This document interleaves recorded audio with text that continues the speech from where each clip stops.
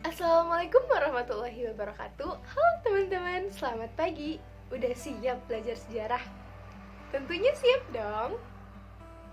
Oke teman-teman, materi yang akan kita bahas kali ini adalah materi tentang perlawanan melawan kolonialisme dan imperialisme, atau perlawanan rakyat Indonesia terhadap kolonial Belanda. Nah, seperti yang teman-teman tahu, Indonesia pernah mengalami masa kelamnya dijajah oleh kolonial Belanda selama 3,5 abad. Pada masa penjajahan ini, banyak perlawanan yang dilakukan oleh rakyat Indonesia dari berbagai daerah. Salah satu perlawanan rakyat Indonesia terhadap penjajah kolonial Belanda adalah Perang Diponegoro.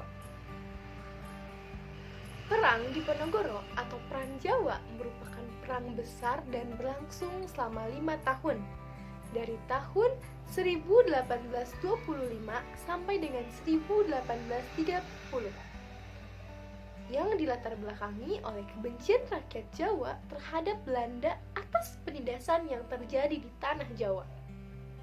Sesuai dengan namanya, perang ini dipimpin oleh Pangeran Diponegoro yang merupakan pangeran dari Kesultanan Yogyakarta.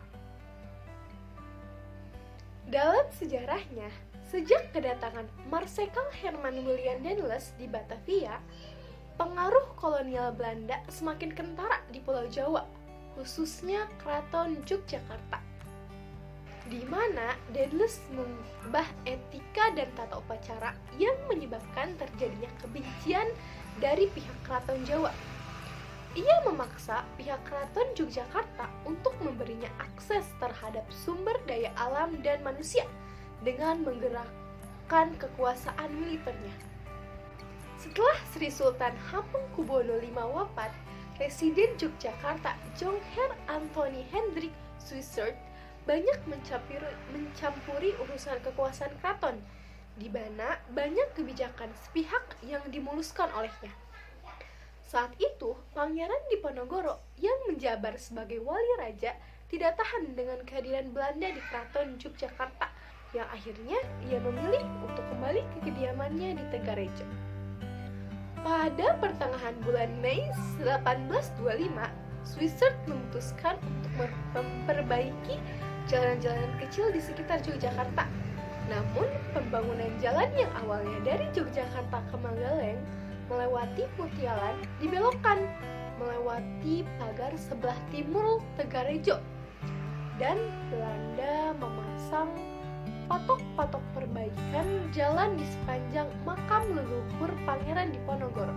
Teman-teman, ulah Belanda inilah yang memancing kemarahan Pangeran Diponegoro dan rakyat setempat.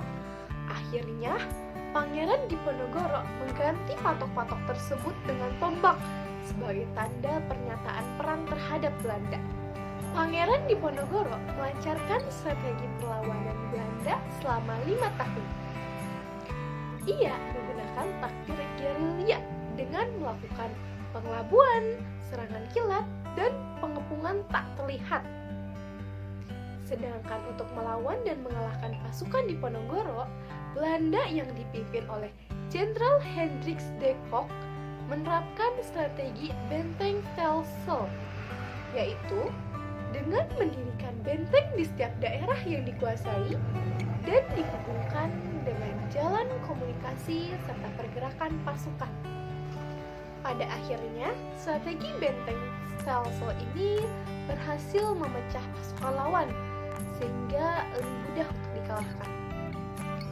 Di mana pada tahun 1829, Kiai Bojo sebagai pemimpin spiritual pemberontakan ditangkap. Menyusul kemudian Pangeran Mangkubumi dan panglima utamanya, Alibasah Sento Prawiro Dirjo, menyerah kepada Belanda. Akhirnya, pada 28 Maret 1830, Jenderal de Kock berhasil menjepit pasukan Diponegoro di Magelang. Di sana, Pangeran Diponegoro menyatakan bersedia menyerahkan diri dengan syarat sisa anggota laskarnya dilepaskan.